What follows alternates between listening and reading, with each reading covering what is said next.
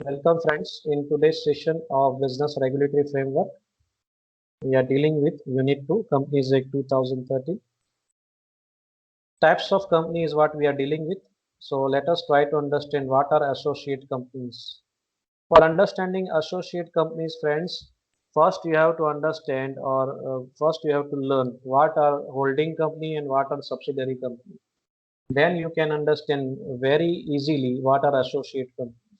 साथी कंपनी किसे कहते हैं, साथी कंपनी, वो हम समझने की कोशिश कर रहे हैं। एसोसिएट कंपनी के डेफिनेशन पे आते हैं। Section 2 sub section 6 of the companies act 2013 associate company की डेफिनेशन समझते हैं। Associate company in relation to another company means a company in which that other company has a significant influence. यानी यहाँ बात होती है दो कंपनी।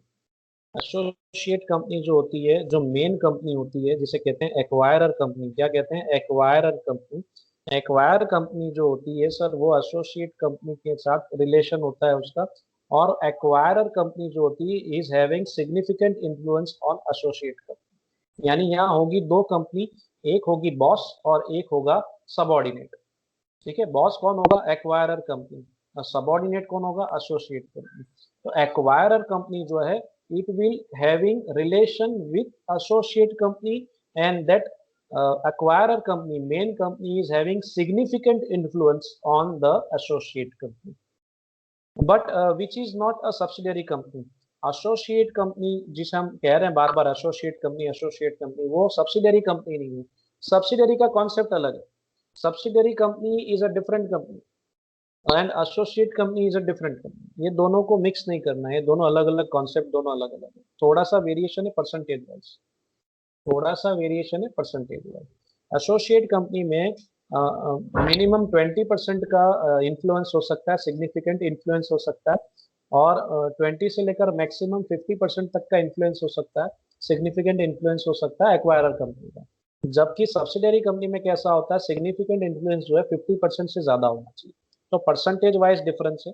इसलिए मैंने पहले ही आपको कहा था कि आप पहले होल्डिंग कंपनी और सब्सिडरी कंपनी जरूर पढ़िएगा, उसके बाद अगर आप ये कॉन्सेप्ट समझेंगे तो ज्यादा समझ में आएगा। अगर नहीं पढ़ा है तो बाद में जरूर पढ़िएगा कि सब्सिडरी कंपनी क्या होती है। तो company, associate company in relation to another company means a company in which that other company, that is the acquirer company, has a significant influence, but which is not a subsidiary company of the company having such influence. ठीक है, subsidiary company नहीं है, उसे हम associate company मानेंगे, लेकिन वो subsidiary company नहीं है। And includes a joint venture company. हाँ, जॉइंट वेंचर कंपनी कह सकते हैं। एसोसिएट कंपनी के साथ जो कंपनी जुड़ी हुई है उसको हम कह सकते हैं कि भाई दो कंपनियों के बीच में जॉइंट वेंचर है। It can be, but it is not a subsidiary company. Subsidiary company का मैंने जैसे कहा कॉन्सेप्ट अलग है। अब सिग्निफिकेंट इन्फ्लुएंस शब्द को अंदर जो उपयोग किया गया है, व्हाट इज सिग्निफिकेंट इन्फ्लुएंस, वो थोड़ा समझ लेते हैं शॉर्ट में। सिग्निफिकेंट इन्फ्लुएंस क्या होता है? Significant influence means control of at least 20% of total share capital. मैंने अभी आपको परसेंटेज बताए थे। Control of at least 20% of total share capital और of business decision under an agreement. दो में से एक चीज होनी चाहिए। अगर शेयर जो एक्वायरर कंपनी है, जो मेन कंपनी है, वो जो एसोसिएट कंपनी है, उसके अंदर उसका कंट्रीब्यूशन, कैपिटल का कंट्रीब्यूशन, यानी जो शेयर्स होंगे उसके 20% कम से कम होने चाहिए।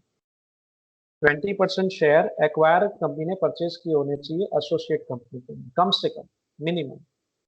या तो जो उसकी बिजनेस डिसीजन है उसमें उसका इन्वॉल्वमेंट होना चाहिए, दो में से एक काम होना चाहिए। तो कहेंगे कि एक्वायरर कंपनी का सिग्निफिकेंट इन्फ्लुएंस है एसोसिएट कंपनी पे, और दो में से एक काम होना चाहिए। या तो शेयर कैपिटल में 20% का कम से कम कंट्रीब्यूशन होना चाहिए, कंट्रोल होना चाहिए, और या तो कह सकते हैं कि बिजनेस डिसीजन के ऊपर कंट्रोल होना चाहिए। दो में से एक एक्टिविटी भी अगर करती है एक्वायरर कंपनी तो कह सकते हैं एक्वायरर कंपनी की ये एसोसिएट कंपनी है।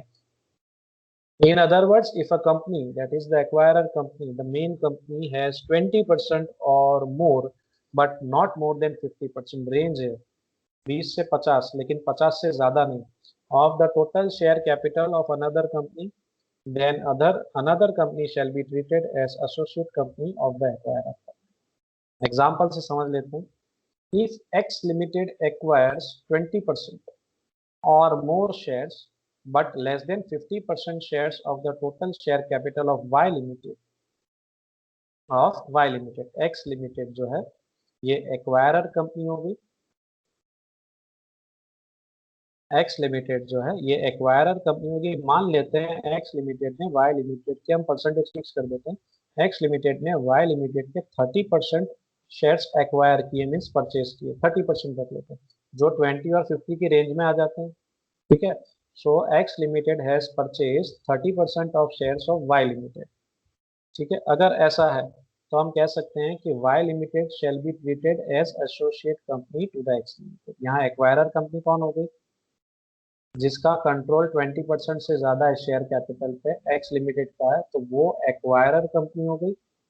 और एसोसिएट यानी कि साथी कंपनी, एक्स लिमिटेड की साथी कंपनी हो गई वाई लिमिटेड, यानी एसोसिएट कंपनी हो गई वाई लिमिटेड।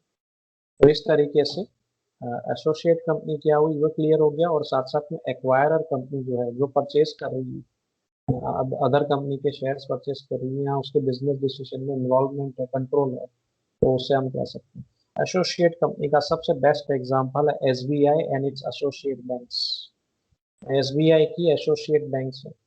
एसबीआई जो है वो एक्वायरर कंपनी है, और उसी एसबीआई की साथी कंपनी एसोसिएट बैंक्स अवेलेबल है मार्केट में। जैसे एसबीआई की कुछ बैंक्स की ब्रांचेस भी है इस तरीके की, जैसे SBI of Travancore, SBI of SBI of क्या नाम है, सौराष्ट्र। ऐसे 7 एसोसिएट बैंक्स हैं एसबीआई की, लेकिन हाल में कुछ मर्ज हो गई है, मीन्स एसबीआई के साथ ही मर्ज हो गई है। अब कुछ 2-4 ही बची हुई है एसोसिएट बैंक्स ऐसी, वो भी धीरे धीरे मर्ज होने की प्रोसेस चालू है। तो सिर्फ फ्यूचर में सिर्फ एसबीआई होगी, तो इसकी एसोसिएट बैंक्स इसके साथ मर्ज हो जाने वाली है, ऐसा प्रोसेस चालू है।